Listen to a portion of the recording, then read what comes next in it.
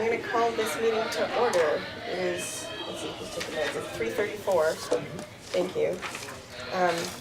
So the first couple of agenda items, I'm going to hope to get through pretty quickly. We have several things that we need to talk about in a more extensive way. And yes. Can you just say who we are and date? Oh yes. This is the Fort River School Building Committee, the third meeting of same. Today's January 18th, and we're meeting in the Fort River Library. Yes. You also have to say that it's being taped. Yes, and this is being taped. Yeah. Great. Right, so I'm hoping to get through the first couple of things because we have a whole bunch of stuff to talk about in a more extended way. We also need to talk a little bit more than usual about future meeting planning, so that item is going to expand slightly at the bottom of the agenda. If anybody doesn't have the agenda yet, does everybody have everything we need? Okay, great, cool. Extra copies. All right, so the first item is to approve minutes of previous meeting. I believe those got emailed around. I neglected to print them out, I'm sorry. Do we just take a vote from here? Yeah. Great, cool. So somebody who's not me, I think, has to move to approve. I'll move to approve. Great, we have a motion to approve. Second. Seconded, great. All in favor of approving the minutes of the previous meeting? All opposed? Sweet. Thanks, everybody. Hi. We just got started there. All right, at this point, we have public comment. Hello, volunteers. Thank you for taping us. All right, in the absence of public comment, I guess we move right along. Yes, yes. Clearly, I'm new at running things. Everybody's You're helping doing me. a fine job. Thank you. All right, so the next item is an update on the school building committee membership. And that's something we started to briefly mention before this, which is that both Jean Fay and Allison Allison Page have sent emails saying, like stepping off the committee type emails. I know with Allison it is because she can't make the time that has shaken out to be our like semi-consistent meeting time of 3:30 to 5:30. I know on the other end of the evening, some people can't meet much later than that because they have kids that they're caring for and picking up. So that's why the future meeting planning section, we need to talk about that a little bit more. But something we also, or that we were also just wondering about, but I want to wonder with all of you, is how do we go about filling those open spots, especially since those two roles, like, you know, Jean is our union rep here, our teachers union rep, and Allison, I think, is community member at large, I think was her role. And the makeup of this committee is such that we wanted to have people of lots of different roles from around town and around the schools. Do people either have thoughts or know more than I do about this on how to go about solving this? Yeah, go ahead, Christine. If Allison's primary concern is the meeting time, I would be open to re-evaluating when we're meeting so that we can keep our vote. Okay. Thank you. Yeah, go ahead. I share that. I think that it would be a shame to have somebody that wanted to serve not have to step down because of that. We've only met a couple of times. We don't really have anything locked in, and I think we could, if we could be flexible. There's always going to be times when somebody's not going to be able to make it, so I think we should make an effort. Okay. Yeah, I wanted to second that. Particularly for me, this time starting next week is impossible. I work.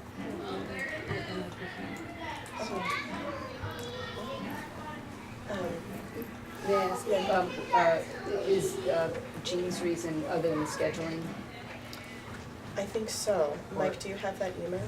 Yeah, it was about time commitments.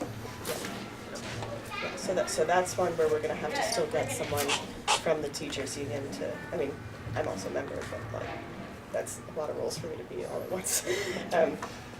So we still need to find someone from the teachers union to come onto the committee. But yes, what I wonder, am I allowed to change the order of things on the agenda? We'll do the consent of the committee. All in favor of changing the order You of don't- things? You don't necessarily, Like, we don't need to vote on it? I think you can just say, is there anyone who has a concern about changing the order? Great. I mean, you certainly can ask for a vote, but think for something on that level of detail, you can just do it by consent, by assent. I'd like to move item 12, which is future meeting planning, up so that we can talk about that now. And then we'll get into lots of other stuff. Concerns or issues with that idea? No, sweet. Okay, so let's talk future meeting planning. I wonder, I know that for Diane Chamberlain, who couldn't be here today because of a doctor's appointment, she generally can't meet later in the evenings. I personally am flexible. I know that a couple of people, including Allison, would rather a later time. How do we want to do this? Can we have like a go-around of who generally can do earlier versus later, and we'll see if we can like rotate whether we're doing an earlier or later kind of thing? Yeah. Is Allison's just the time frame or the day of the week too? It's just the time frame, as far as I know. Yeah, because we've been meeting from 3:30 to 5:30, and she works until either 4:30 or 5 in Northampton, so then she needs the commute time too. And is your restraint just the day of the week or the Well, time I frame? teach 3 days in the afternoon until 4 or 5 in the afternoon. So the earliest I could make Tuesday, Thursday would be 4:30. That would be there. Can I just do a quick go around to get a sense of the spread of like earlier or later? For me it doesn't matter, but if you just say earlier or later. Go ahead. It's variable based on the day, but I'm flexible. Okay. Thanks. Flexible. Thanks. I'm flexible early in the week. Thursdays are a day I can't meet later. My wife always works Thursdays. She works till 9 on Thursdays, and so this is a better time for a Thursday, probably for a Friday, but Wednesdays or Tuesdays I could do evenings or afternoons. Thank you. You should do the voting members first. And then Again, Tuesday, Thursday, Friday, late. Wednesdays, I'm flexible. Mondays, I can't. it's good. So I'm a single mother, and as long as we don't span pickup time, which is between 5 and 5:30, I can meet earlier or later. We'll just either be with me or with the babysitter. Start training him in public service. We have a play group Yeah. during. Okay. Yeah, I mean that would make Thursdays a possibility. There's a library. Yes. There's too many schedules for me to really sort out, so it's Okay. whatever you figure out. It's Okay. Mr. McPherson is also on the- Oh yes. Okay. That's okay. although this happened to like be magical time for me, but Okay, cool. So it sounds like, I know that Diane needs earlier, but we're actually skewing kind of later a little bit.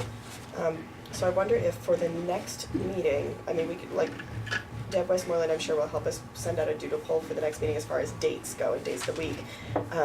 But maybe I will ask her, could you please put in a later set of time slots, starting at 5:30 perhaps? Or like, 5:30 to 7:30 or 6 to 8 or something like that. And this time around we'll do a later meeting, and maybe, we'll see if Diane can swing it, and if that becomes a problem, we'll go back to earlier times, we'll try to rotate it somehow, but I'll see if Deb can skew them later in the timing. Does that sound? Yeah, maybe if we could put out something that was, Monday through Friday with many different times, and ask people to be like as flexible as you can, and maybe have a maybe category. And if we could indicate if childcare is the issue, I mean, seriously, that if there's enough kids they could play. Maybe we could figure something out for those of us that have to tend to the little ones. So throw a big net, see what we catch. Okay, cool. Thank you. Okay, so I will send all of that I'll be in touch with Deb Westmoreland about coordinating our next meeting. More thoughts on that before we move on?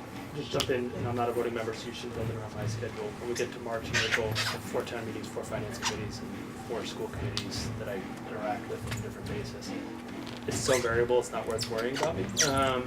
but I think evenings tend to be when those public bodies meet, so my attendance, once we start getting into the heat of budget season, is just gonna be, in the evening's gonna be difficult, and I intentionally wanted to skip meetings, I don't want that to drive any part of the conversation, it's just the current reality with our 3 districts across 4 towns. Okay. So about 2 to 3 nights a week at least, I'm out at some public meeting somewhere. Okay. Yeah. Sure. Thanks. I think also later in the year, April, the meeting starts, so, Mm-hmm. so, Right. So that might be a part of the year when we, but that we Happens can switch earlier. again, but. yeah, cool, we'll cross that bridge when we get to it. I have a long-termish question, just because I'm not sure, is this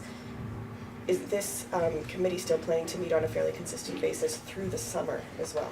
I would, my guess is yes, yes. Yes, okay, Doesn't cool. take that much time. This is from my future life planning. Thanks.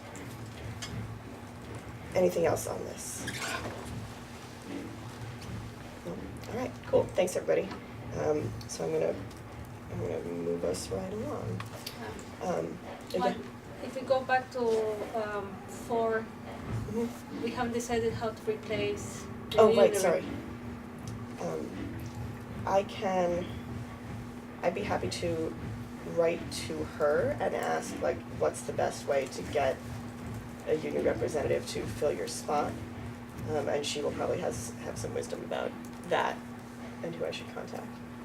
Yeah. I'm not sure that I don't know that this is the case, but I don't know that it was a union representative. My understanding that it was a school employee, correct? So Mike would probably know. I was just sat in that. those meetings, so I'm aware of it. Yeah. So I would, sorry. Yeah. I would agree with Maria that it was listed as staff, so there was one role that was explicitly listed as a teacher that you're filling, Mm-hmm. and there was another role that's explicitly listed as staff to be more inclusive of not just paraeducators, people in the APA, but there are other unions, like the AFSCME, which is the custodial union, and other roles, so Maria's absolutely right about that. Okay, so then, should I just email, like, all of the offices of all the elementary schools? Yeah. So my recommendation is if you want to draft an email, I can send it on your behalf to all staff at the elementary levels, because all staff do get email accounts, and you can see who responds, or I can show you how to do that. But I think that's the widest net we can cast, Okay, great. if that's agreeable to the committee. Okay. Just- Do we have that authority, or is that the purview of the school committee? Yeah, that's a good question. So that's something I can talk to the chair about and follow up, so I can check in. My guess is that sort of once the committee gets formed, once this committee gets formed, the school committee is letting the building committee kind of manage those aspects, but I think it's the right question, I'll follow up. Thank you for But asking. other than that, I think, yes, ask everybody. Okay. Cool, thank you. Thank you, everybody, for knowing more about details than I ever will. Excellent. Okay, moving right along. Yeah, cool. Update on identifying process for taking minutes. So this is, thank you for taking minutes today, P.S. But will you give us an update on how that should work? I did receive an email from Mike Morris about how we might go about that. I might just defer to Mike rather than reading his emails. I will, let me just finish this so I don't lose the thought. Let's see, since it's relevant, so I was taking notes anyway, which is great. Okay, so, yeah, I mean, there was, Anthony and I spoke, it was a couple weeks ago, I think. Yeah, it was. So, and I did talk to a couple people who know more about this than me. It would be something that we could certainly compensate someone to take notes at. There's been other situations where other public bodies in the town have hired someone to take notes. It's something that we would post both on our website and the town website, if that's the way the committee wanted to do it. I talked about the rate a little bit with people who had some past history, and I don't have super specifics on exactly when, but it felt fair to me in terms of what our clerical staff make, both at the town and the schools. We talked about roughly $25 an hour, and so that would cover the meetings, but also to note that the full write-up of notes and minutes, doing it in a really formal way, would involve additional time beyond the actual attendance at the meetings. So for a 2-hour meeting, I think it's reasonable to assume it would be 3 hours of work that someone would be doing. Did it say anything else in the email that I missed this morning? No, I think that covers it. The committee would write the job description and discuss how the hiring process would work, but it's basically up to the committee. Awesome, thank you. So then if we need to write that job description, or I guess, do folks have thoughts on that? I personally am in favor of the idea of compensating someone to do that, I but, would agree. yeah, go ahead. Something that I'd be willing to do for staff is just pulling together a sample job description that you could then work from instead of reinventing it. Certainly, if you all want to write it, I'm not trying to impose any will on the committee as a non-voting member in particular. But if it'd be helpful, we could just pull together something in relatively short order that we could certainly bring to you all for the next meeting. Please help us do the time-saving thing, yes, excellent. Try to balance, you know. Thank you, Mike. Do we need to vote on whether to do this or not, I don't know. It's always super to take a vote. Yes. I move to do the thing that we just said we would do, which is to have Mike do the time-saving task of coming up with a post for the job. And to do And to actually do the actually thing, job. yes, to get the job and have someone do it. I second. All in favor? Can I actually make a comment about that? I just want to make sure I'm understanding again. Part of the reason you're having this conversation is someone's taking notes while they're participating. So I just would want to write a job description. Are you assenting for us to just take care of it, or do you want to see the job description and then have us post it? I don't have a preference. I'm not sure which the committee would like to do. I don't have a preference. I'm okay with you taking care so that next meeting we have somebody taking notes. It's Yeah. to take notes and to post them. Yeah, I'm just trying to be. And it you has to know. be somewhat flexible all the time. It's 2 hours every couple of weeks, but it's not a set fix of time. I think it was mentioned at the last meeting that theoretically this person could watch the tapes and take minutes from that. Yeah, that's true too. Yeah, Yeah. they wouldn't necessarily need to make this time. Great. A plus thoroughness. All in, I guess, I don't mean to belabor the meeting. So I just think the only downside to the tape, the upside is it makes it more attractive because someone doesn't actually have to be here. I don't know what the delay on the Amherst Media when they tape it, when it becomes available, and when you would want your notes to come back. Again, I'm just putting variables out. I don't have an opinion on this one. And the first meeting was not audible, the second was. interesting. Okay. Good to know, thank you. Yeah. So I can tell you, the turnaround time has been a couple days, so Yeah. less than a week. Good. That's good. And so what I'll do, just to really clarify before we vote, is I'll work on a job description. We will advertise in the district. I'll share it with the town staff or someone who works for the town, so get that advertised there. My slight preference is actually that someone, not me, makes the decision on who to hire. If we have more than one applicant, I'm not sure of that, but it feels like a weird thing for a non-voting member to make that decision. Yeah. So my only preference is that someone gets identified if there's more than one applicant to make, or a small group, however you want to do it. I'm conscious of everyone's volunteer time, but it feels like a decision a non-voting member should not make. I mean, all the other stuff seems like I'm super comfortable with. Making a decision doesn't feel right to me. Agreed. Go ahead. Can you make part of the posting that they submit a sample on Friday? That way, We've got something to judge Yeah. about. Yeah. They can watch the second meeting. So could I recommend, I think, so what would be helpful is if one or two people, so I can work with staff on creating a posting, one or two people both look at the posting, say, yeah, Mike, that's good to go, and then would also take ownership of if there's more than one applicant sorting through that. Just because I'd rather have someone who's a voting member, and I don't think you have to come in and meet, we just can electronically, this is the posting, any thoughts? Post goes up, we get 3 applicants, and someone who's a voting member actually manages that. I don't know if there's volunteers for that, but just again, I'm happy to do the work, I just don't want it to be a situation where the committees, the voting members of the committee aren't happy and weren't connected to the process. Do we have 2 people who'd be willing to read the things and give input? Awesome, great, thank you. I'll do it. Awesome, thank you. Thanks, I'm sorry to belabor the point, I just wanted to make sure. Great, thank you. So, all in favor of making all of those things go. Which is Mike, Yeah, coming up with the posting Yes. and sharing it, and then passing the torch off to Maria and Claire to review and make a decision about who will do the minutes yes. And to actually do it in the first place, to actually hire somebody. and actually Yes. hire, yes. Yes. All in favor? All opposed?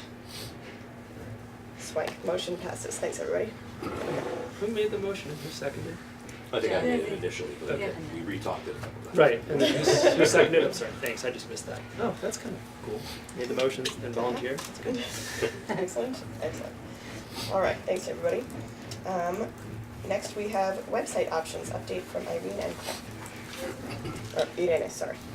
And Claire. Okay. You want to go? Sure, so, I realize this is, I don't know exactly how this should go, but I did have, IT build a page, it's not published yet, it will look like all the other committee pages if you've looked around the town website. It can be just a landing and pass-through with lots of links to, arps.org page, or the page that I saw that Irene published, or we can do it all there. With Susan Morin, please report to the office. Susan Morin, please report to the office. The program behind is called Step Plus. It's not hard. I run the JCPC page. It's pretty easy to link documents and do things. So either way, but it's ready to go. Either if it becomes content heavy or just a pass through, it's ready to go.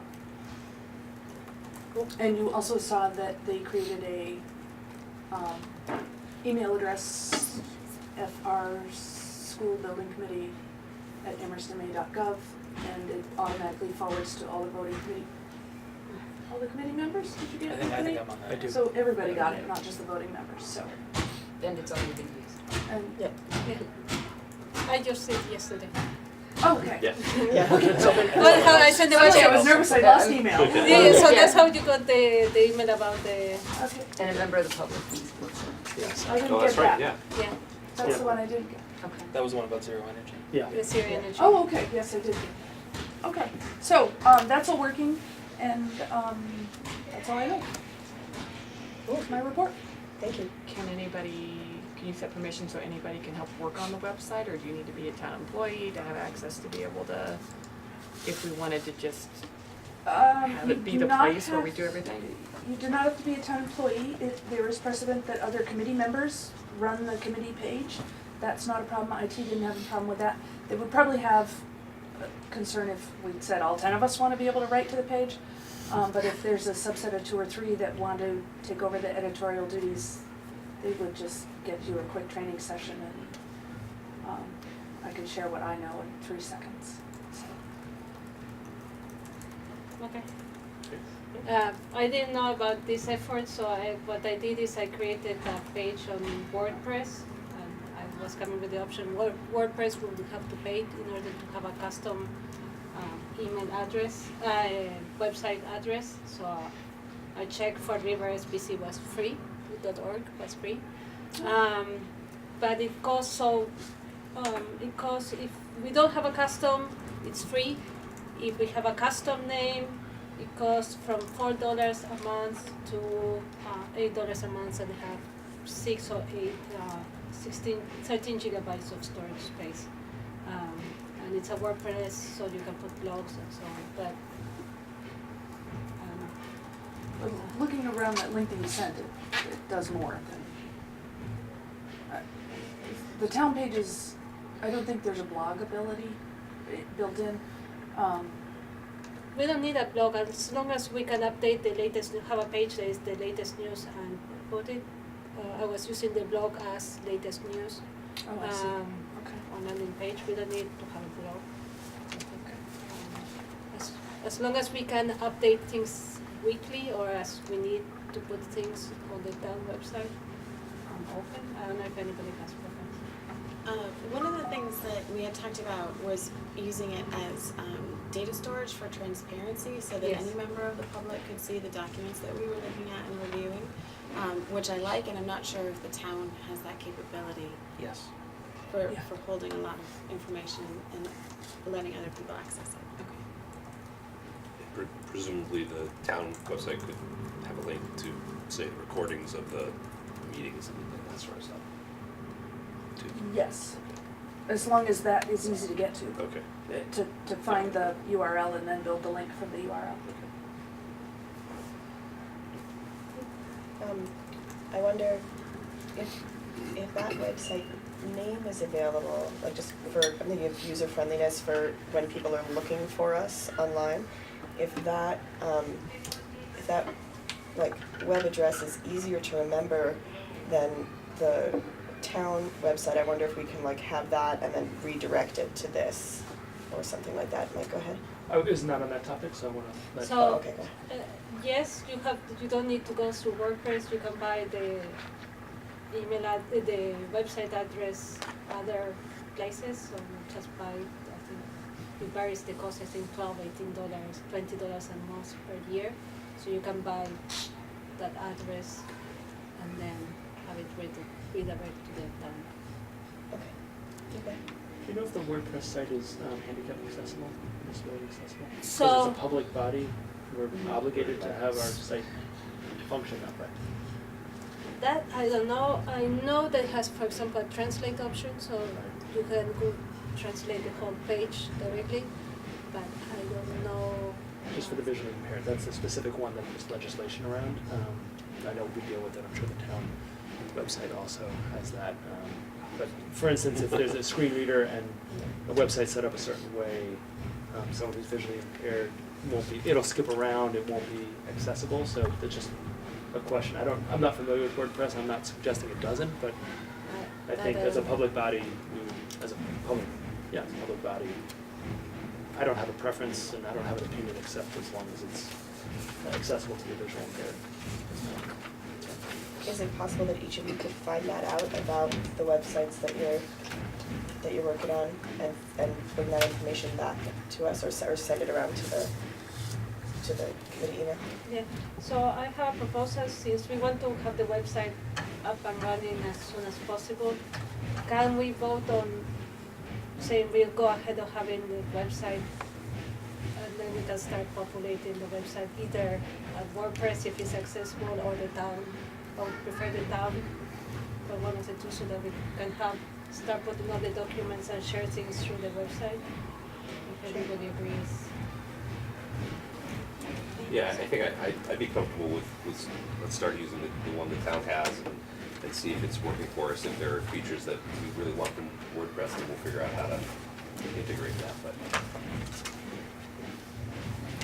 It seems to make sense, and we can take the leap later if we find it's deficient, the Right. town website deficient.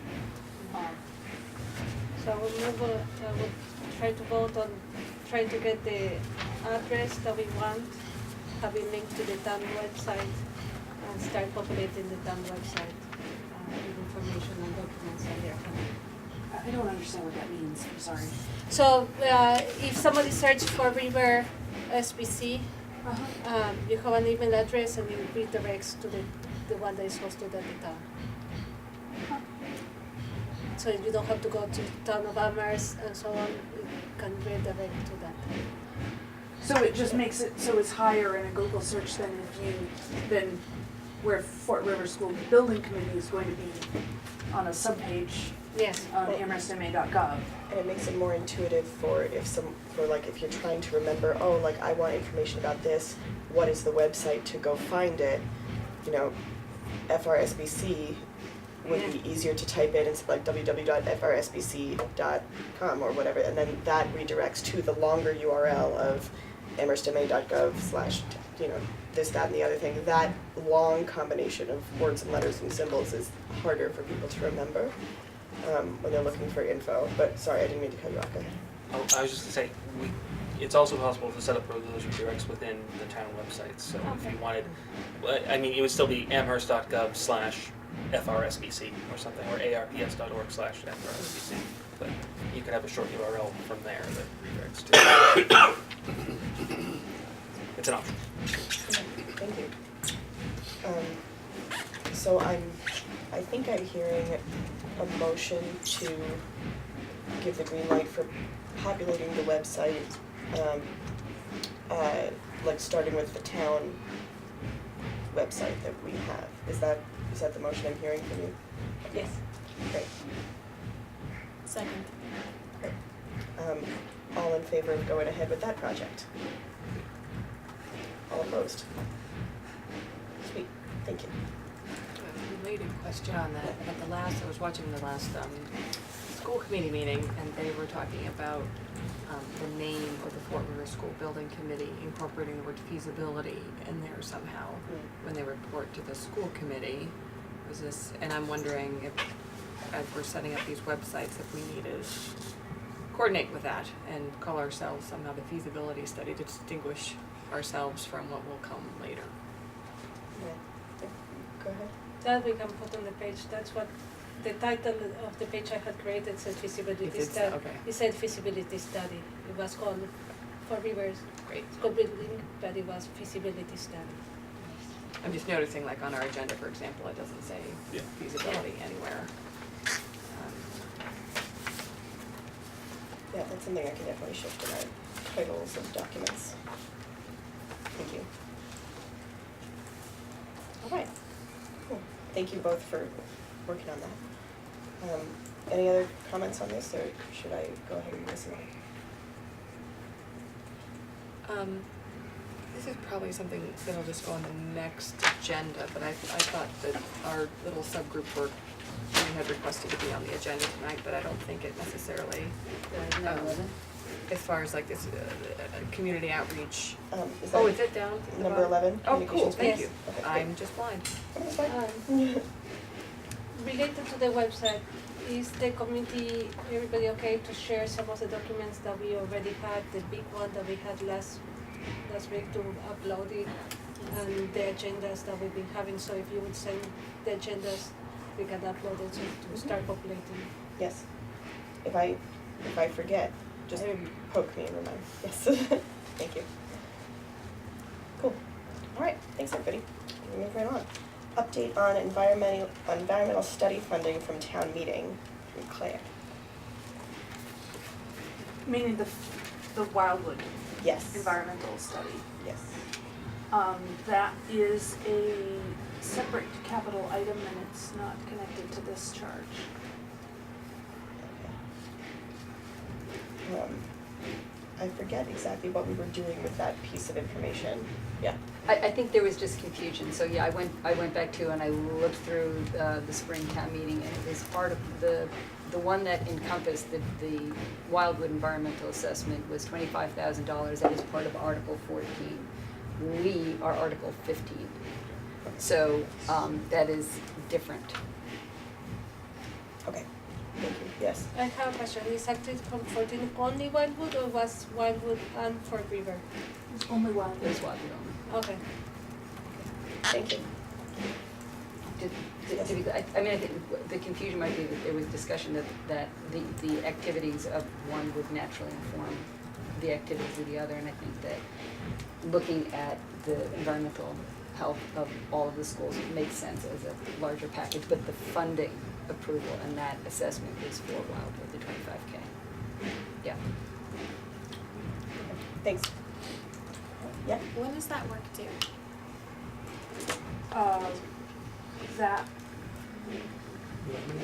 So Jim started last week. trying to and- 2 weeks. Yeah, sorry. And kind of what we talked about, he's got a lot of kind of catching up. I mean, he's doing an incredible amount of work. I want to compliment you for jumping right in with both feet. But I think a lot of the idea that we had originally from a district level that predated Jim's coming in was that this committee would be doing that as part of an environmental study, not the Wildwood one, but an environmental study including Fort River. And if this committee was able to get someone to do that, we'd want the same person to do the Wildwood one as well, so that we'd have a comparative tool.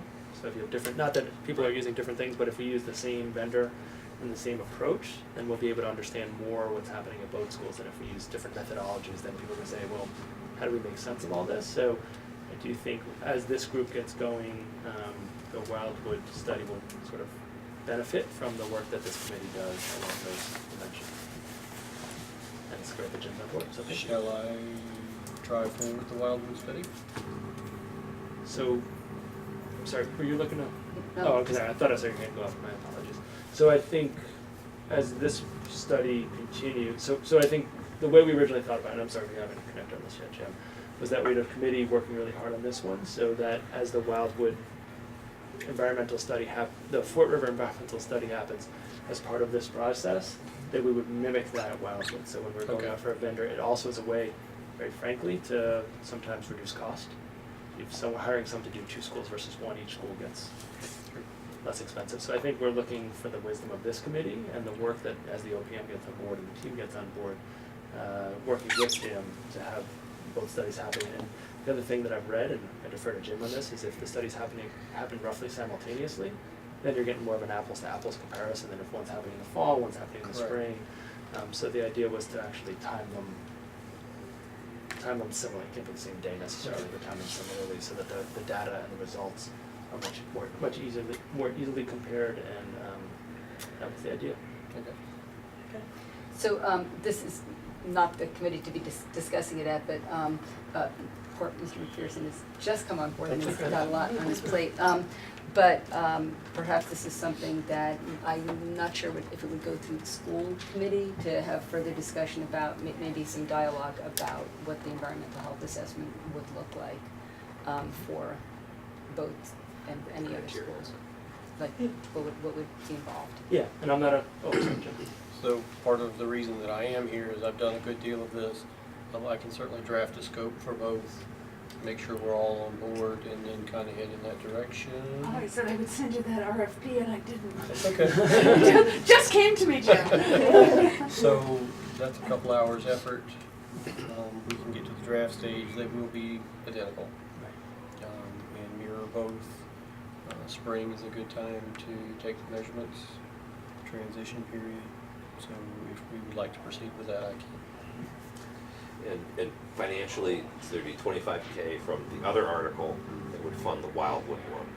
And part of our 200,000, 250, 250 would also fund the parallel one as part of this. That would be a question for this committee. So my suggestion was, instead of Wildwood piggybacking on waiting for us to do it, I would say so that we can piggyback on Wildwood moving forward, might move faster until we get an OPM. We might take James so we Battistoni, might to the office, please. James Battistoni, to the office. Committee, if there was a way, we piggyback on Wildwood, and then we have the information from Fort River. Sorry, with that announcement, I didn't catch all of that. Sorry. So instead of Wildwood waiting for us so that we have an OPM and then decide on the OPM and then going Right. with the environmental study, I said since Wildwood has the money and would be ready to go once they hire, why don't we piggyback on Wildwood in the sense that they're gonna be hiring somebody, we hire the same person, not waiting for the OPM to start the whole process. We tap into the process of Wildwood. Wouldn't they have to be offered together to get the same, I mean, Yeah. procurement-wise? Yeah, but that exactly that, because we might have some delay until we get an OPM and everybody things going, so not wait Wildwood for us to do it, but we do it with Wildwood. Yeah, and I'm gonna say this often, I don't have a strong opinion. What I thought I heard Maria say, and Maria, if I'm wrong, you can let me know, is that, you know, you wanted to have a discussion here about the approach and methodology to use around that. So, I mean, I hear one approach is, you know, we just do Wildwood, we make that. Another one is to have more dialogue here, with or without an OPM, about the approach that we have a lot of expertise in this group to approach. Again, I'm not pushing one way or the other, I'm just trying to voice what I'm hearing. So for efficiency, I can create a frame and then fill it in. Whichever you like. Well, I'm wondering how much this mirrors our conversation that we had about things like soil sample bores and all of the other stuff. I mean, it seems like having people who've been through this more full process than I have, hopefully the OPM is going to help us ask the right questions. And I mean, all these assessments are usually done under the purview of the architect once they're on board, right? I mean, some of them can be done ahead of time. I would assume that as part of this assessment, you're gonna be looking at obviously things like mold, but also things like asbestos, and that stuff can be done ahead. I mean, it's helpful to have the rest of the team on board. I'm just kind of thinking it through in my head about the efficiency of getting this going. There's some value there. So generally speaking, the hazardous materials, the environmental conditions can be done separately, but the soil borings would typically be under the purview of the architect and the structural. So those would be part of the design, should that come to be. So you can do it in 2 pieces. Yeah, I agree that the environmental assessment can come early. And certainly there are some materials that we don't want to test for at all because they trigger immediate response. But there's a certain amount of materials that we should test for in advance. And I think too, is it also just a general facilities assessment as far as like the age of the indoor air quality system, or testing for indoor air quality, and other things like that. So, Yeah, so just to clarify, I'm agreeing with going forward more quickly, but I think there might be a difference of an environmental assessment that you do as part of the building process and an environmental health assessment as something that's more wide-ranging, more global. It might take different approaches. That's what I was wondering. I'm not sure what the appropriate body to address that is, whether that's school committee, whether that's our committee, whether that's a subgroup or something like that, because what we need in order to talk about building might be less than what we want to do for both of the schools. That's what I wanted to Yeah, thank you, I hope I didn't misspeak. No. Describing it to that point, I mean, some of the core pieces were done for Wildwood not very long ago. And I'm not suggesting, I'm not an expert to say you wouldn't want to redo them, but it's not like it's 15 years old that some of the basics were being done. So I think having some discussion about the approach makes sense. My personal opinion is, as opposed to school committee, and I'm not a school committee member, but I do think typically when things are funded, the capital discussion happens more at the staff level than at the committee level until we get to the results in terms of like the methodology. And so I do think this group has a pretty high capacity to have that dialogue based on the number of people involved in architecture, science, and all that. So I certainly, it's not my decision to make in all sorts of ways, but I do think this group might have we might have some benefits of having this group do a lot of thinking about it, given who's on this group and who's on the school committee, wonderful, dedicated, hardworking volunteers, but not necessarily with architectural or environmental backgrounds. So then can I make a suggestion? You said you had, like, you could give us something to look at that would give us Sure. an idea about, concretely what would it look like? That would be really helpful, and then that's a starting point. I can do that. Thank you. So then would you email that around to everyone? Thank you. Yes. And then we can discuss it next meeting. Thank you.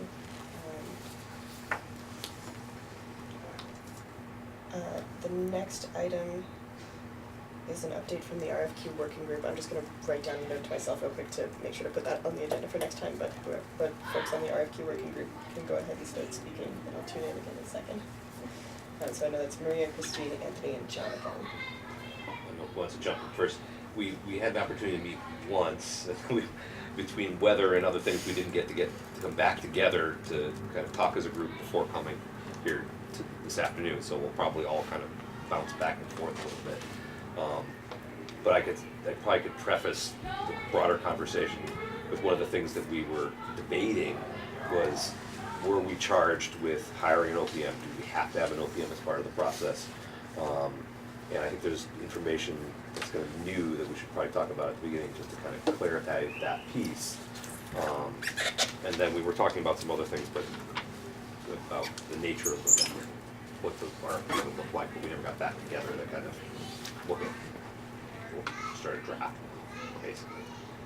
I just want to disagree with how I parsed that. that's good.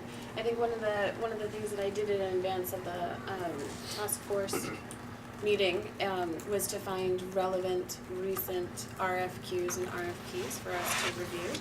I did find one from the town of Andover that was for a feasibility study for one of their schools. It was issued this past summer, and awarded shortly afterwards. And in their RFP, they did not hire an OPM. And while we were reviewing it, it seemed as if that might have been a decision for cost savings to go directly with an architect and their consultants rather than hiring an OPM.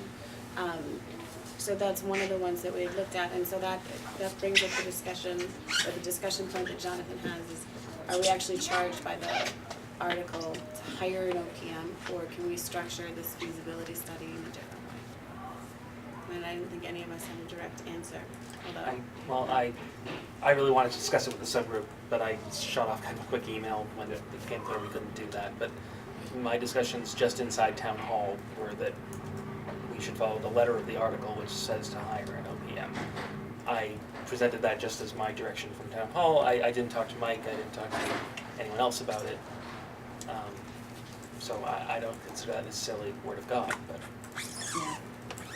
So I did a little deeper digging on what exactly was the town meeting article. And so one of the confusing things about this is that there were probably no less than 6 versions of this that went through. Yeah. The wording for Article 15B, and I just did this, print this out for myself today, but it does mention selection of an owner's project manager, and the initial motion sheet did not, and the finance committee report did not mention specifically an OPM. And so I don't know, I don't wanna, wade into, making some comment about like what are we legally obligated to do, but I think that the spirit of what we're to do is to do a feasibility study, and I don't know how much we are committed to do, to what approach we take to do that. So do we have to, I think that's unclear. And I think that one of the reasons that we were talking about doing the OPM, it all got back to a topic we're going to be discussing soon, which is what's our relation to the MSBA process with this. So I think we have to look at that. My understanding in looking at MSBA documents is that I think let's take a step back. We were wondering if what we do is going to be able to be compensated, would we be able to get reimbursed? And my understanding from reading the MSBA documents, the initial compliance certification, they kind of specifically say, no, whatever you do that's outside of being in the process, that's on your dime. Which is not to say that it's wasted time, because I think the idea is that when we get into the MSBA, we say, okay, that's super, you need all these things done. We've done them. We've done all these studies. So I would argue for not being as beholden to hiring an OPM, and if it's really designer work that we want done. I mean, a lot of what the OPM does, even by the MSBA standards, it's all tasks that either we would be doing or the designer would be doing, and so we don't need a liaison between us and the MSBA and the designer. I mean, it feels like a middleman, so those are my thoughts. Yeah, I agree. I wonder if we don't actually seek counsel for clarification on that. If the article is what it was actually voted on, even though the supporting documents don't include that language, I think that that's enough of a gray area that we should seek counsel. But certainly, to your point, if we don't have to hire an OPM, I think that cuts out or represents a tremendous savings on our expenditure of the $250,000 and makes better use of it in the feasibility study. So then, do we need to find out, you're saying we need clarification as to whether or not we actually have to hire an OPM? Yes. Okay. Who can contact the appropriate people to find that out? I can be the liaison there. Thank you. Does the region have different council than the town? Yes. Okay. I assume I should contact town council. On this question, yeah. And when other questions come up about Amherst Town meeting, it's the town council that would answer, whether it's a school issue or a town issue or, you know. If it's a regional issue, it's particularly dicey, but we're not in that situation. Thank you for bringing that up. What I'd like to do from here is, if the RFQ Working Group has more things to say, we'll do that, and then I would like us to take a break for water, bathroom, snacks, etc., and then come back. So RFQ Working Group, more things? I don't think so. I had been asked to solicit feedback from Andover on how the process went. The procurement officer in Andover just left Andover, so I didn't get to talk to him for very much. I did get some meeting notes, and they probably won't mean much without the whole supporting document, but that should probably just go back to the task group. Yeah. But it was the Andover's procurement, I think we're all very impressed with it. It seemed to have exactly what they needed and was already, so I think we probably use it as a model. I'm wondering, do the Andover meeting minutes indicate who was on the committee? Not the ones I have here. I assume that exists.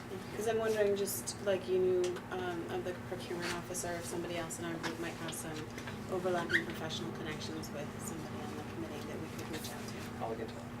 Just maybe hear their thinking or get some feedback. Thank you. So we'll have to figure out what time to meet. Yeah. And I mean, I guess it would really be informative to our next meeting to have the answer to whether or not we have to hire the OPM or not. Because then we'll know if we're doing 2 RFPs or 1. If we're meeting in 2 weeks, I'm sure council won't take that long to get that answer. That's good. Thank you. I have a question. If it don't go that way, we don't hire OPM, but we will hire an architect directly. So we will have an RFP for architect office. We will go ahead with that directly. If we can go that path, if we're allowed to. Okay. Or at least I think the 4 of us that were meeting would probably recommend that to the larger body, and then we'd all have to vote on it. That will save us a lot of time. Yes, it would. And I think money. But Cool. Thank you. Thanks, everybody, for following up on all that stuff. Let's break for 5 minutes and then come back. It is currently 4:26. I'll see you all at 4:31. All right. Hi, everybody. Welcome back. So our next item is the MSBA process overview from Mike. I believe I handed out this two-sided item that goes with what Mike was talking about. Yeah. Cool. Go ahead. Sure. So I'll try to do an overview. This comes directly from the MSBA website, so it's really fair to write this. But I can do my best. And I know the process pretty well through Module 5. When you get to Module 6, I have no more information than those reading it.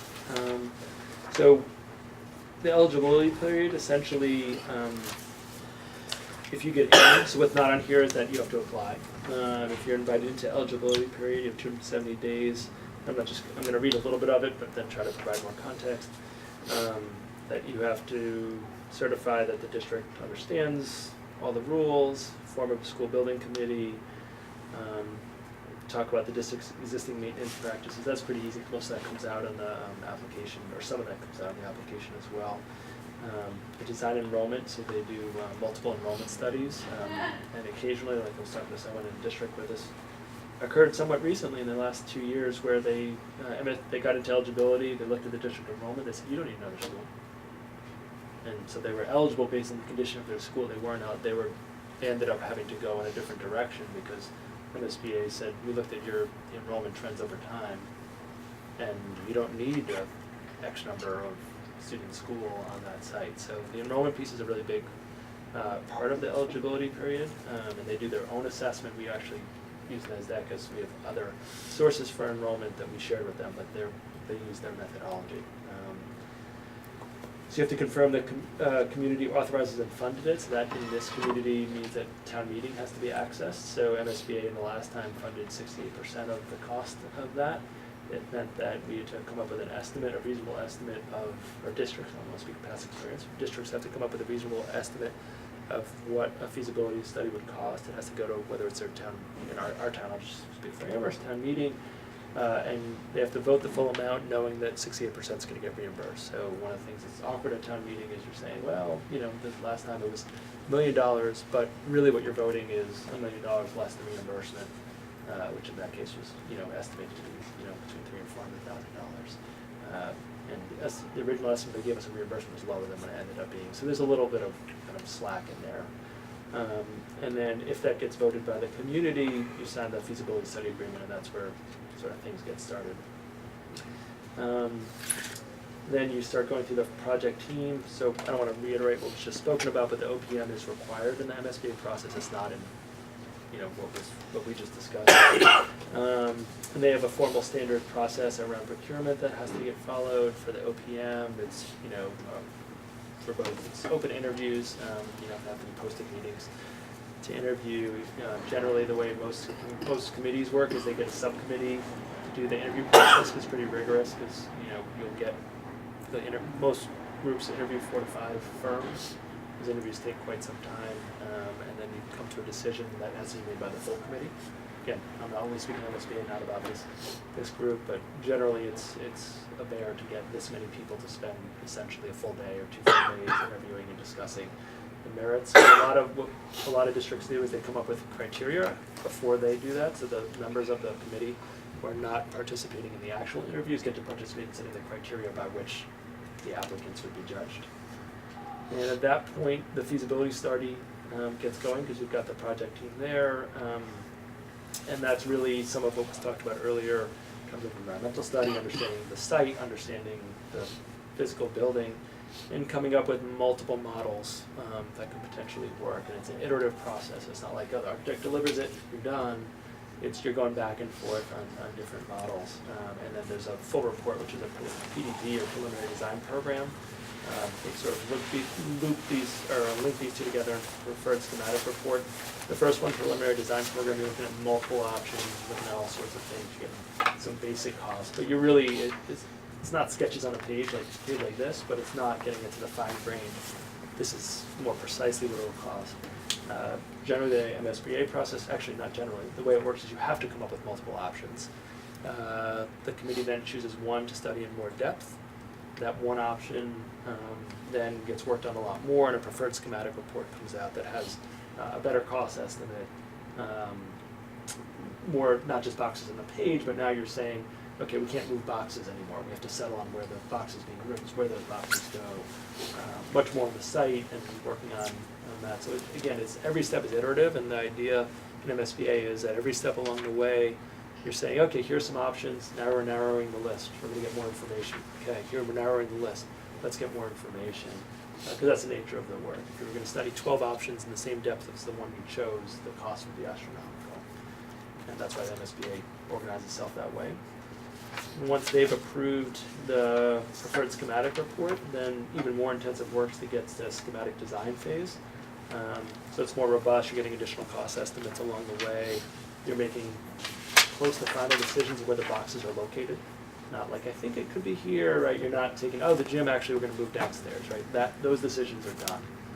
You'd have to go back in the process to kind of revisit that larger decision. If you're talking about, this room's going to be 11 by 12 instead of 13 by 12, that's in play, but in terms of the boxes are sort of stuck. At that point, you establish a project scope and budget schedule, so that's where you're getting a kind of a more finite cost estimate. And some of that's just based on, you now know what you're talking about. You've made decisions on school safety. You know what glass you're using in the front entryway. Some of these things that aren't just about the kind of general building, you're making decisions along the way. So, one of the requirements of MSBA is you're having school safety experts coming in. You're having a lead consultant come in. You're making all those decisions along the way. So when you get to project scope and budget, that's where you've made a lot of those decisions. There's always going to be, you enter a construction process, things are going to shift a little bit, but not in those large scales. And so the thing that I think of is like almost like a sieve, like, deeper in you go, your constraints are more real and the costs are more real. At that point, the MSBA, you go to a meeting for project scope and budget, and I know I'm condensing lots and lots of months of work into a short one, but I'll just stop and take questions in a second. You get to project scope and budget, and that's where the MSBA either approves your project, both on the merits of it and the cost, or not. I mean, there's been times where the MSBA, what they told us is, has concerns about cost. There's been times where they feel like there are some architectural concerns. The MSBA board has kind of lots of different members, including an architect who often asks lots of questions about it. You know, I'll give you, for instance, Nicole knows this from the last one, is there's someone in the MSBA board who's really concerned about the safety of kilns. Do you remember that? Nicole did a great job. She wrote a whole description of why we needed to have kilns, and right, so but like you're getting that level of question before they approve it. It's not that general, we like it, we don't. They're like, we did get asked, why is there a kiln? And then I wrote an essay. You did, and they asked again, why is there a kiln? I was like, did you read what we wrote? But all joking aside, that's where you're getting into those kind of details. And then at that point, the MSBA is committing to the cost, right? So they're committing to their share of the cost if the town or city or municipality comes through. It then goes back to the municipality to fund their share of the cost. If that goes through, then you get into design development, construction documentation, bidding, and you know, that's where there's other people around the table who are going to have more expertise than me. The one thing to note is that project closeout takes some time. Even though we didn't actually build a building, it was many, many months after our project ended that we were still closing out things with MSBA. It's not like you're done. I remember the first meeting I was there was like 2014 or something like that. There were districts that their buildings were done 2 years before and they were finally cleared out because there's what's the word I'm using for where they go back and check on how the building's doing? Commissioning, right? So there's a commissioning process that takes quite a while. That's sort of part of project closeout as well.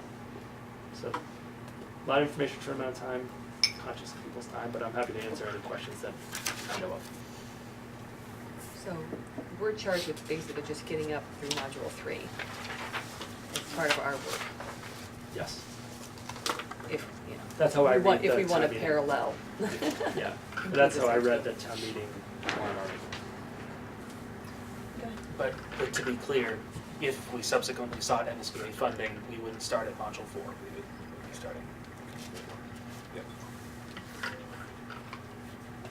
So I didn't have any questions for Mike about the process, but one of the reasons that I wanted to talk about the MSBA at this meeting today was to see where we are in terms of applying for this round, because statement of interest, the period to submit is open. It was in January 6th, I think, and it goes through April 6th for core programs. So I was hoping Eric would be here to let us know what the school committees, got in the works there. So to find out, I assume we're submitting, but I want to check on that. And I'm wondering if our committee can assist in that process of making of the SOI that we send in, the statement of interest, to give us our best chances. And another question I had for Eric, but I think you probably can answer I can it, help Mike, with some of these, yeah. is there was a needs survey completed.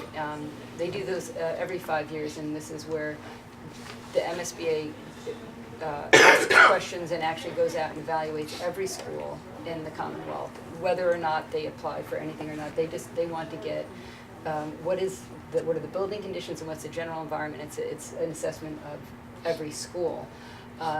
They do that every 5 years-ish. They did it 2005, 2010, and then they just did it in 2016. Because we were in the middle of a process, that didn't happen for us. So they've still got our needs survey scores from 2010. So the question is, there's a way to contact somebody directly in that department. Was the school committee or was the superintendent's office going to ask, can you guys, come back out so we have up-to-date data, 6 years later? If you look through previous statements of interest over needs survey scores between 2010 and 2016, I mean, they do change. Mm-hmm. You can go through and many schools have worse scores, obviously, because it's 6 years later. So what should we do about that? What can we do about that? What are the plans? So those are my two questions. Sure. So I can say the first thing is it will be on the school committee agenda. The next Amherst school committee is next Wednesday night.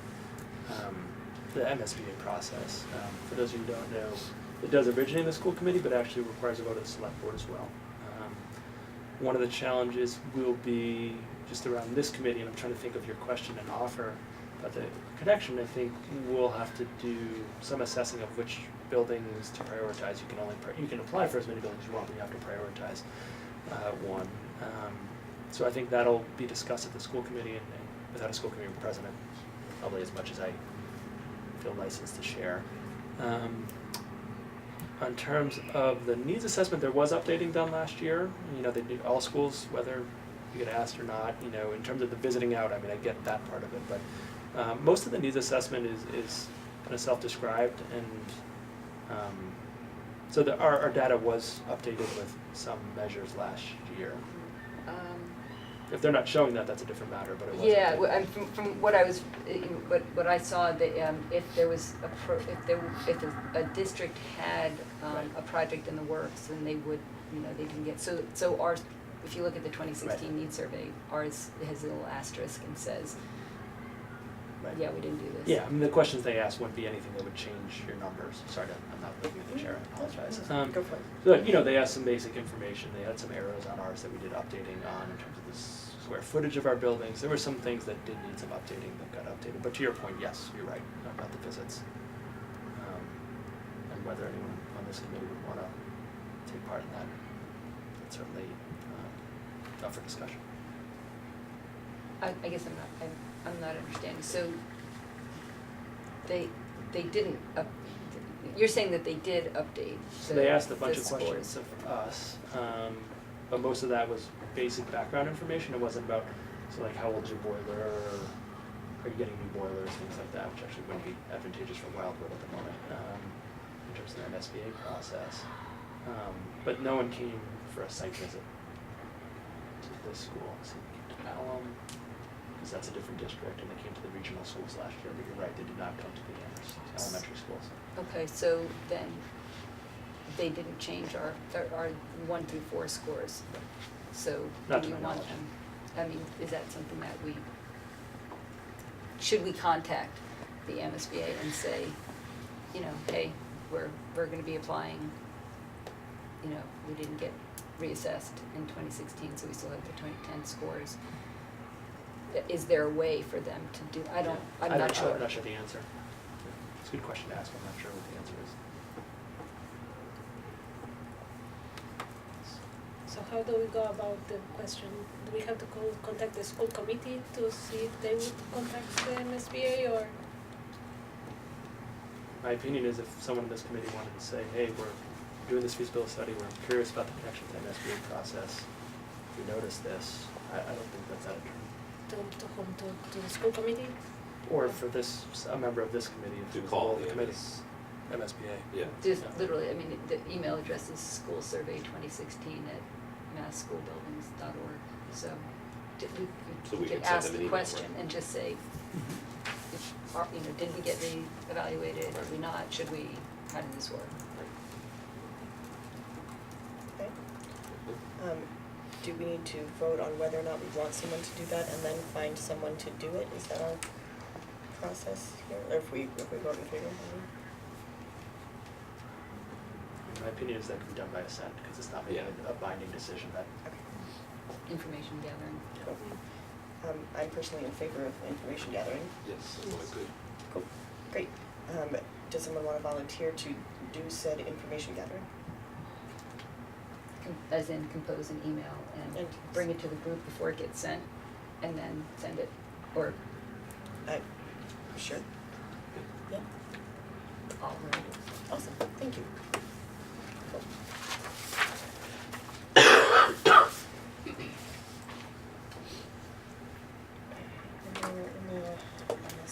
Thank you. for I doing have a that. question. Yes. If it's information gathering, do we need to see the email before Maria sends it, or can she send it and hope to get information before next meeting? Go ahead. My opinion on that is if Maria identifies herself as a member of the school building committee, that's fine if she writes it on behalf of the school committee, then I think we get into trickier OPM, geez, too many acronyms, open meeting stuff, but I think if we're all assenting to give her permission to write as a school building committee member. It's on, But it's on your I'm purview. totally happy to Right. bring my draft here and get your guys' approval. I don't, Sure. I don't think. It may 2 carry weeks. more weight if it's comes, from you on behalf of of us. the group, Okay. I will have a draft ready by next meeting and then it can launch and it's 2 weeks and I don't think it's gonna. Okay, sweet, thank you. I will add that to our agenda for next week. Or next week, for whenever we next wind up all this things. Other thoughts on MSBA process things? Yeah. So I feel like one of Maria's questions was, is the school committee intending to submit between now and April 6th? And we don't have an answer on that at this moment. We're gonna wait for Eric to give us an update. You said they're gonna discuss it at On the school Wednesday. committee next Wednesday. Gotcha. Yeah, and I don't wanna pretend that I know how 5 people are gonna discuss it and vote, so, Sure. but it's certainly something that the school committee's been interested in discussing. I think there's an active interest in doing that. I'm not gonna say if I was a betting person how I would bet, but I think you get the sense. So, Eric will probably be there. I have to be there anyway for something else, but between the two of us, we can report back on what happens at that meeting. Thank you. Anything else on this? No? Cool. So at this point, we're on to budget and research / scope of building. So I have no details on what we meant by this. I feel like I wrote this weeks ago and then we had so many snow days that Yes. I think we were wondering some on like what kinds of things we can use our budget for and related questions, but I feel like I'm missing a major part of this agenda item. I have to admit, I am also not fully remembering, I can imagine some things to talk about here, but I don't remember the intent. You I know? don't know if one of these issues is on the RFQ. I look at the documents, original documents, and they had a number for, you have to put a number to give to the OPM, how much the building would cost, or how much the town would cost. And I think before writing an RFQ, we should discuss what's the cost, estimated cost that we will put on the documents. I don't know if that's this, or is it related to this or not. Because when we put a call, we need to say it's gonna be a $10 million building, it's gonna be a $20 million building, it's gonna be a $40 million. Because that sets the parameters of who you get and what you're gonna be doing. I don't know if that's what was intended here. Yeah, from what I can recall from our last meeting, we discussed, researching square foot costs of recent buildings within the region so that we could have a comparison based on program and size of what an approximate square foot cost for the building would be. But since we don't have a program or know how big the building would be, it would be hard to apply that metric. I also feel like when we were discussing budget and scope, that it was whether or not we could use the budget of the committee for what parts. So I feel like maybe these were two different things. My notes are too vague for me to be able to say much. In terms of, sorry. Go ahead. In terms of the first part of the budget of the project, when the four of us met in the RFQ subgroup, we did talk about that we'd want to have a range. So it would, we'd want to have like a lower budget, options and mid and high. So to have some range of budgets for even the same project. So we haven't gotten there yet. We're writing RFQ 4, but I do think that we will be needing to address that before we send out the RFQ. Does that sound fair? So then, it sounds like this is something we can come back to when those other pieces fall into place. Like other things need to happen before we go here more in depth. Go ahead, Mike. Okay. Thanks. All right. I think, okay. Yes. I think that the issue about maybe a budget that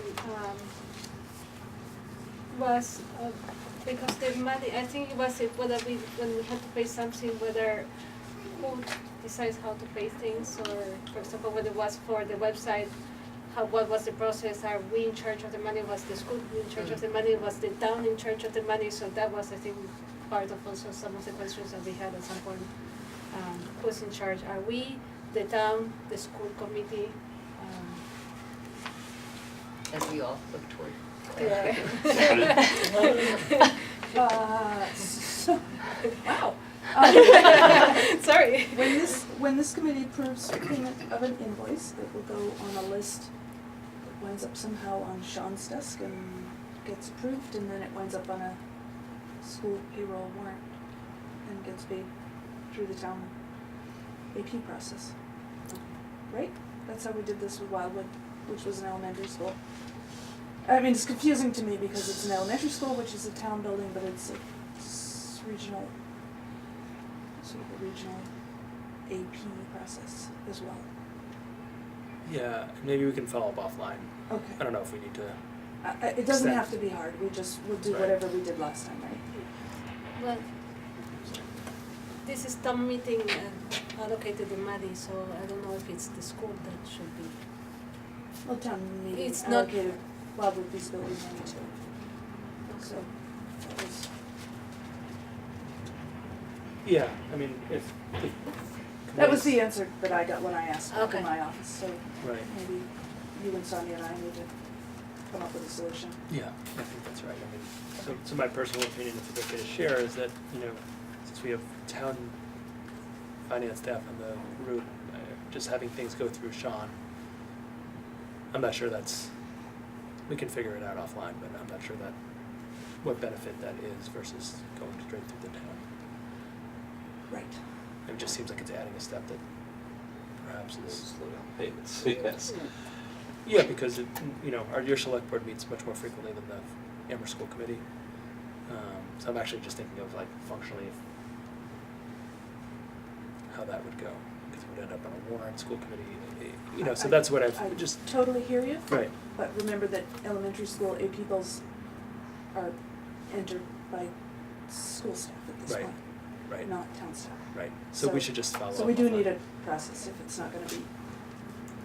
So would you two be able to follow up on what that process looks like? And you could send an update to the, And truly, this committee probably only needs to know that you're gonna vote on an invoice. And that One of something us is gonna walk out of the room with it and it will get paid. sweet. Yeah, and I'm totally flexible, Claire, I just wanna make sure it's gonna make sense for you, for the Yeah, town. that's right. Power. Great, awesome, thank you. So I'm gonna go ahead and move us right along. It is 4:59, and we're at the last thing we need to discuss before we adjourn, which is communications group documents update. We circulated these via email too, but here's the print.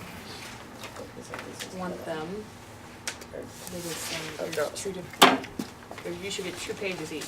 Oh, 2 pages each, I'm sorry. Yes, one is the So then I- community I outreach divided the outline, a draft of it, and a letter to the editor of the Amherst Bulletin, a draft of that. Irene, did you wanna take this one, or did you want me to try to walk through? So, we discussed in, I guess it was just the previous meeting a long time ago, and we brainstormed some ideas about how this committee could interface with the public and make sure we're keeping Amherst generally informed and soliciting feedback from them on an ongoing basis, but also at some key moments. And wanted to formalize that so the public could know when, how to interface with us and advertise that information.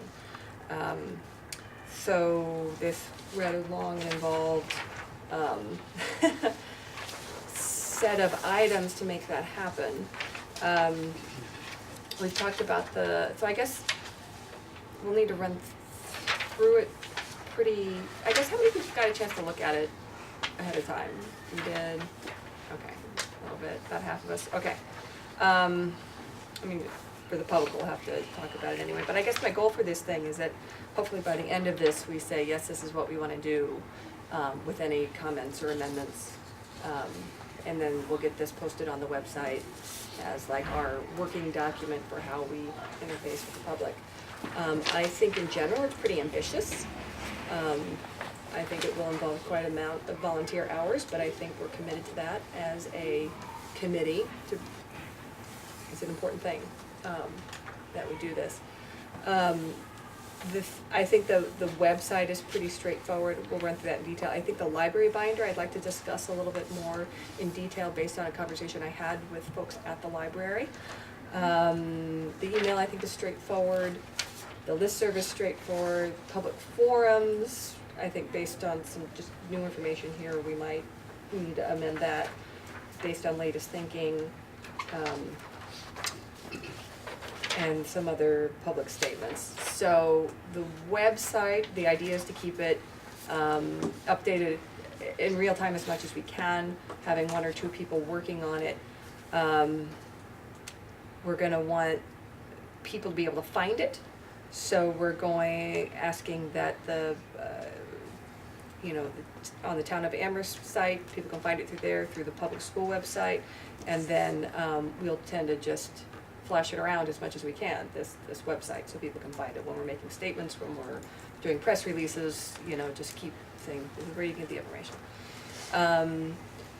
And we want it to contain as much information as we can, so that it not only is a public-facing thing, but is also usable for this group, for reference. And so I tried to be kind of inclusive about what all those things would be. If anyone sees things missing, I think the kind of information we want to have on the website, including but not limited to, what is the sort of the committee formation documents, who's on the committee, what are we trying to do, when we're talking, if we could ever find the real warrant article with the real language, we'd like to get it in there so it becomes something we can refer to and the public knows exactly what we're trying to live up to. We want to have all our meeting agendas, meeting reports, and links to the videos. We want to have any working documents, like examples of the other RFQs.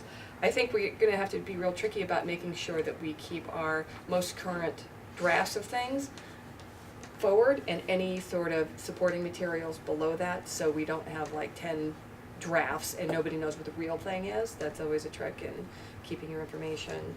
And of course, we've already circulated amongst ourselves several links for background information.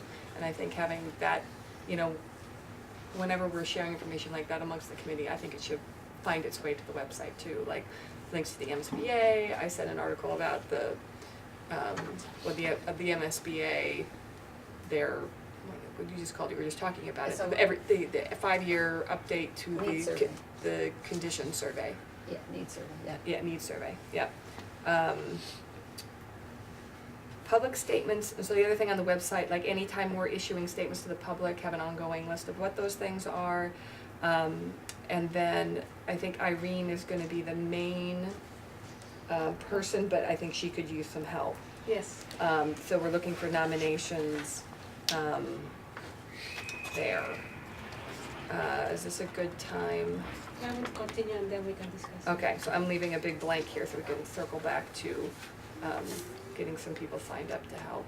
Can I add one more thing that we started to include was a summary, like a 3 bullet point of summary of each meeting. That would be the latest news. So after each meeting have 3 items or like 3 summarizing points from the meeting. So if somebody wants a quick snapshot of what's going on, at which stage we are, that would be on the latest news, like 3 bullet points summarizing the meeting. And if you want more information, you go into the depth. But the point was have something that can be communicated easy and uploaded. We met, we discussed these 3 things. Next items are these. So that's a quick way of communicating. It's simple. I was wondering if I had that under public statements, and then this was sort of inclusive of public statements. Public statements see, we run don't, okay, below, sorry. But I can't find it right now. So I think 1C2, the short meeting summaries, is that? There you go. Yes. Yeah, and I'm a little, so we should circle back to that because I'm curious just logistically how we do that and if something like that would need to be approved. Like when we approve the minutes, would we approve that statement? And then it goes up. So then it'll be delayed at least by one meeting, those summaries. So we'll come back to that. Is there anything else that you think we're missing on the website that we really want to have on the website? Do we think this is accomplishable? I mean, because if we take on too much, we don't want to advertise something we don't feel like we can really follow through on. I mean, I like it. It's ambitious. It's ambitious. But I think it serves two very important purposes, is obviously keeping all our stuff public, but I think if we're able to run a good website, it will become a reference for this committee. So in that regard, we'll want a lot of feedback as we go through this process of you guys telling us, I couldn't find that thing. Make it so I can find it.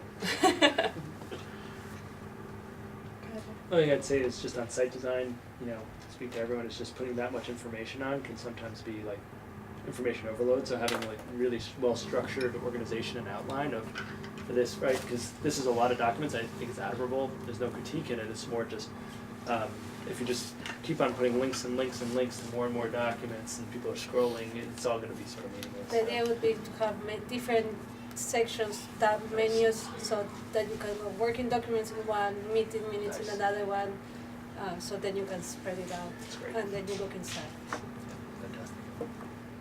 I hope it can be done. We're ready to move on? We like it? Okay. So the library, I went to talk to them about keeping, I think when we were here last time, we were talking about the library binder trying to reflect the website to some degree. Obviously not as in-depth. And the things that might be best in there, like the meeting agendas, meeting reports, that kind of real-time information. And the library says there's no other committee that does that in the library. There are computers in the library. If people are looking for that kind of real-time information, the library refers them to the computer. And what's really nice about that is there are the translators on the computer. There are the Screen readers. Screen readers, yeah, that's what I was going for, and things like that. And so people just aren't looking for that kind of information there. However, when it comes down to like big documents that you want to sit down with for an hour, those are great to have there. So things like when we finally do get the RFQ, for example, again, I don't know how much, but what was on the shelf in the reference section really was pretty sparse from committees, and I feel like the effort that it would take to keep it updated in that way may very well take away from our ability to keep the website as clean and functional. I kind of want to throw the manpower at the website and have some basic information at the library, but really push the traffic and ask the librarians to help us push the traffic but they were sort of skeptical that anybody's going to come in there looking for that information anyway. So that was the thought about that. And Do other committees put big documents? they used to, no. Used to, but Oh, nobody big can do- big document, Yeah. yes, absolutely. Like for example, Plans or RFPs, yeah. the library renovation project stuff has a binder sitting there now. I don't know if I don't think from the last school project, like the report at the end, what is it called, like the preliminary design program report would have been the perfect thing to have at the library, for example. But yeah. So, I think just because other committees don't do it doesn't mean that we shouldn't. And Well, there is a certain amount of inertia of people knowing where to look for things. right, and I think that the reason to have it at the library is for people who don't have easy access to computers in their homes and, in other places, so it's, it But needs the to be- library has Right. computers. I mean, Yeah, that was yeah, their yeah. point, is that, yeah. Right, but also some people are not comfortable with computers. I know that a lot of us are, but some people, that's a barrier to access this information. So, the other problem is how do you advertise to people who aren't electronically plugged in, That is that there. there is a non-electronic thing available, you know, how do you, so, it's a challenge, but I think it's probably, I think we'll probably learn some stuff along the way about how to do this, and maybe we can't update the library thing all the time, and maybe it doesn't get everything. And I would actually argue, and not to throw something else at you, but to get it at the branch libraries too, so at North Amherst and Munson, to have at least a folder. I'm not sure if those libraries have, you know, little stations to have. I mean, even if it's to say, to have a folder there that says, this is going on, this is how you can access it. You can get it, you know, we can help you with the computer, or you can, you know, the different ways of trying to get to it. But I think of having something physical that people can see at the libraries to know that they could, somebody could help them learn more about it. I think that's probably doable. I think what we had sort of originally was also to have a cover saying in several languages you can access these. Originally we sought all the documents, but whatever, at least minimum documents saying you can access all this information on the website, and ask for help in a couple of languages in there, because the computer then lets you translate if you are not, you can ask for help, but at least saying this is, we are going on, you can find information on all these topics in here. Yeah, I appreciate both of those points, and I do like the having large documents, you know, in hard copy. But I wonder if this notification about access in many languages isn't more like a press release that's repeated every quarter or every month in the newspaper that says this is where you can get these things, and this is where you can ask for help. Just because I don't. That's how most of the communication for the town is publicly noticed, is through the newspaper, and it seems like that should be maybe the best first step of how to get information. So it's part of. This is further down? Yes. Yeah, I do, I think press release is definitely part of it. I think it should be as much as we can and. So if we could just put something physical. And it doesn't have to be complete. I mean, I think trying to keep something in paper form updated at, you know, at all, that's gonna be extremely hard. Yeah. But at least if there was something people could look at and say, if I wanna know more about it, somebody can help me do that, and this is how to do it. Time check. It's about 5:15 right now. We have lots more to talk about on this item, and I know that we're saying a lot of detail on each section. We could either accelerate that process, or we can talk very thoroughly about each item with the understanding that we're not gonna finish this whole thing tonight and table some of it for later. Communications team, would you rather have detail or speed? The email address is super fast, the email listserv is super fast. Public forums, I feel like We can we table it. can't really talk about well right now anyway. Okay, so I'll write that down to table for the next meeting agenda. Except mention that we have an idea of having public forums. At key points. We threw out some key points that I think have to get modified. Alright, so you wanna go through the quick things and we'll see where that leads us? Yeah, I mean, I guess we didn't really come to a resolution about the library binder. I almost feel like it should almost just be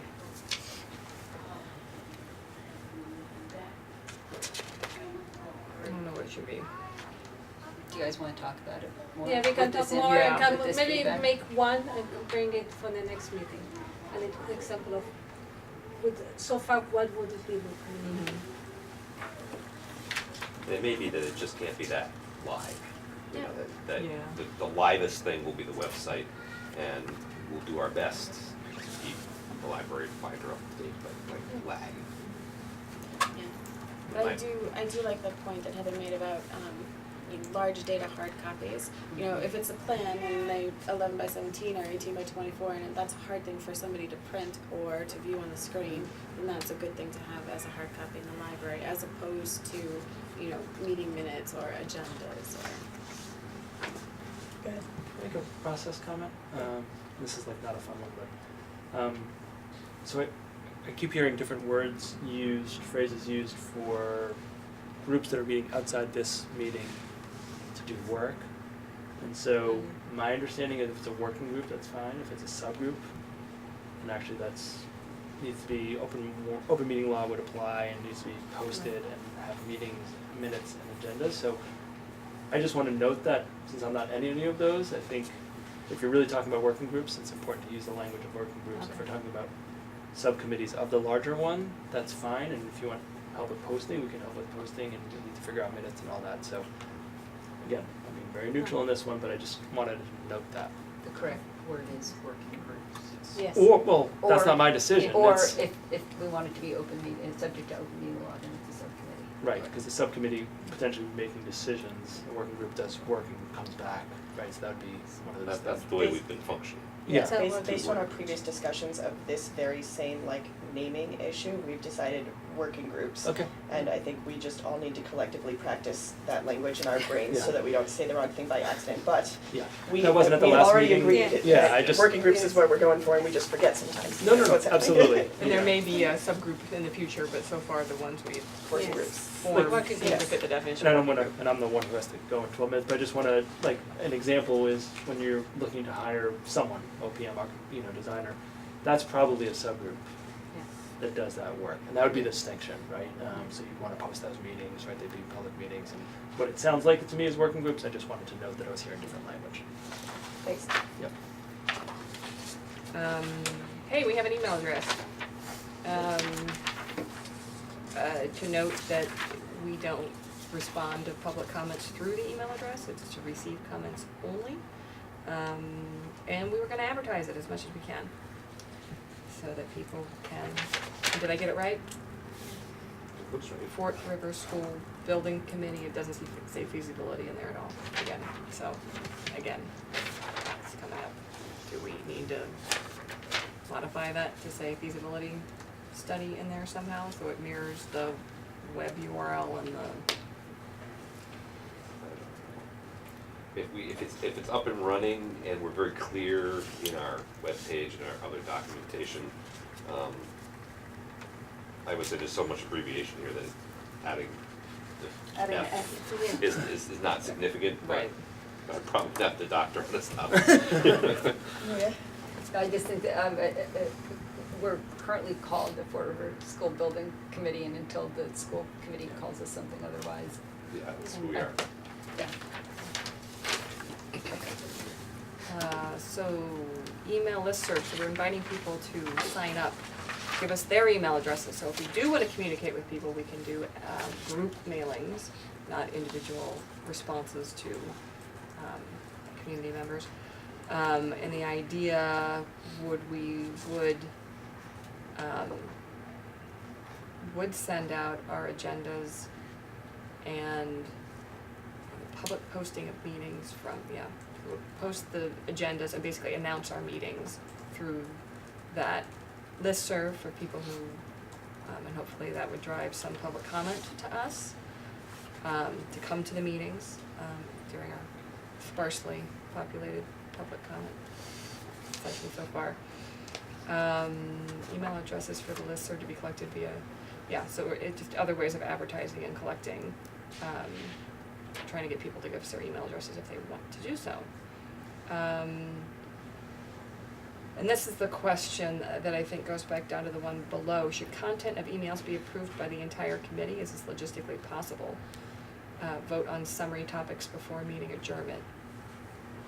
So the question is, how frequently do we send out emails and updates to this listserv? I think agendas is a pretty simple thing to send out. But as far as meeting summaries, do they go out at the summary of the last meeting goes out with the agenda of the next meeting, but we haven't approved the Yeah. meeting minutes before that, so we could do 2 meetings back, summary would be logistically possible. The email listserv seems like it's gonna be a huge task, and I'm wondering if people want to be notified, could the email listserv simply be, hey, we've updated our website, and go there? Yeah, go look for the Yeah. latest updates. Or, you know, And- there's a meeting coming up. I wonder if it can be automated through the website, where like you could click on the, what is it, simple syndication, the subscription, where if you click on that, then the website will tell you Will every tell you. time it updates. And I think that that would be better than having somebody say, oh, remember we posted that, so then we should do X. We can just, We can investigate. I don't think that Civic Plus has RSS support. We'll find out. And would you just click, I mean, if you're making super minor changes to the website, like how do you be the gatekeeper for what level of change warrants an email to the? I don't think it changes, typos. I think it updates on content, like a new blog post, a new document. But we'll find out if we have that support function. Okay, how are we doing? It is 5:22.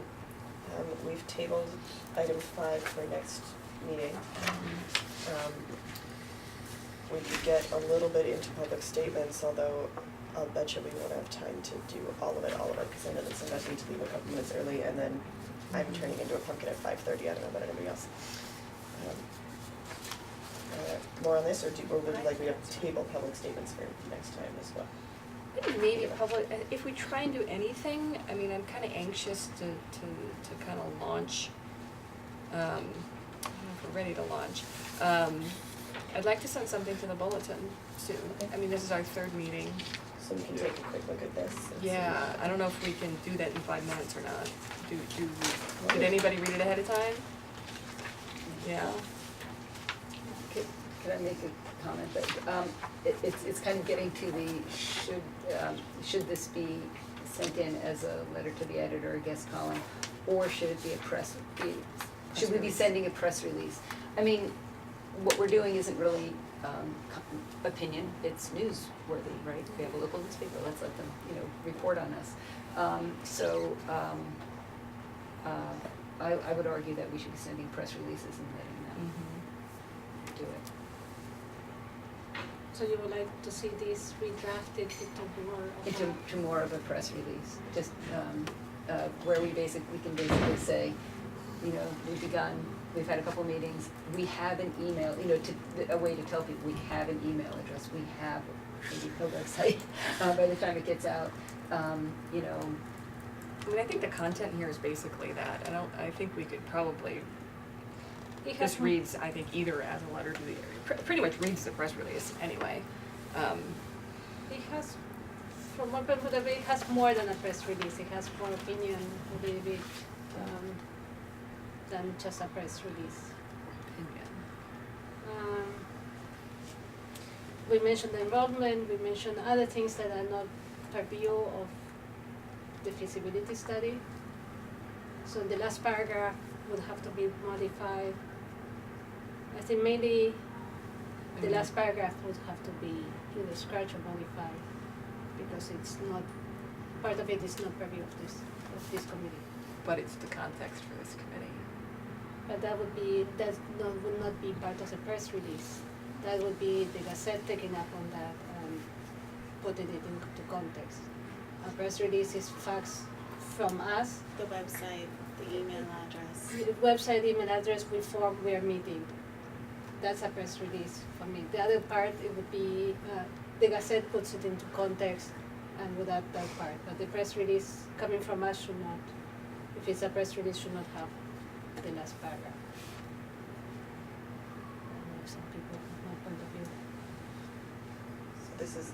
I mean, I think that the last paragraph is probably the most important thing we can say to the public. I mean, aside from how we're communicating with the public, I mean, there's 2 things. I mean, we're introducing the work of the feasibility committee, this committee, and the work outside of any, I feel like the biggest misconception we're running up against the public right now is, I think, there's gonna be a building coming out of this committee. And That we're is true. not, a building is not coming out of this committee. And I think that's something that's super important for the public to understand fully. And that's what that last paragraph does. I think maybe it's two things though. When you send a press release to the paper, wouldn't a journalist call back or contact somebody so that they could have the information in context with the press release? Like, I don't think we're saying not to give them this information. I think it's not part of the press release, but maybe something that goes with it as a cover letter, or that the journalist needs to follow up on their own so that they can include it. I don't know. I guess putting that last piece, I'm not a marketing professional journalist, so I don't really fundamentally understand the difference between press release and other kind of communications with a newspaper. But I like the context that that last paragraph gives it, because I have had people have that misconception that there's going to be a building. I don't know. I will defer to others with more knowledge about what a press release is. So, just the two things I'd say. One is,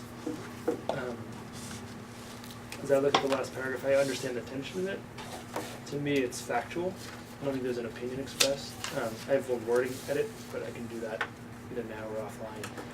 It's an important one from the school committee in my role, but it's 2 words. But I don't think there's anything in there that's opinion. I mean, the opinion stuff is in the second paragraph. I'm not saying you should pull it out, but it's an opinion that we're deeply committed to communicating, right? I mean, I think it's an opinion that everyone agrees with, but when I read the last paragraph, I get some of the tension, but I don't read it as opinion. I read it as, I mean, it's true that the district is studying enrollment issues, and the district and Amherst will need to form another committee. Like, there's not. I think those are objective. I mean, whether they're appropriate or not for other reasons, that's fine, but I didn't read it that way. I think there can be different ways of expressing the fact that this committee will sunset and another committee would take over, and I think that there are different ways of framing this that would be better. And I mean, what we have to report on right now is that we've begun. These are ways that you can contact us. And a very neutral statement about what is our mission. I mean, we have a mission statement. So I think that this would need to be reframed. So we need to table it then. We do. Yep. And Yep. we lost quorum. What? We just lost quorum? Yep. Ooh. 3, 4, 5, 6, 7. Okay. No, you got appointed. Oh, I did not realize Yep. it. So we're gonna table that for next meeting? Aren't you on? I'm not yet appointed. Oh, Yeah. okay. Are we allowed to appoint you? Is that our job? Whose job is No, that? the No, obje- it's town clerk. Oh, right, okay, cool, great. I was gonna say, we can fix that, not my job. All right, so then, I need a motion to adjourn. Motion to adjourn. I will second. Sweet. Meeting adjourned, thanks everybody. Thank you. You're good. Thank you. You're putting custody of the Lakers, right? Yeah.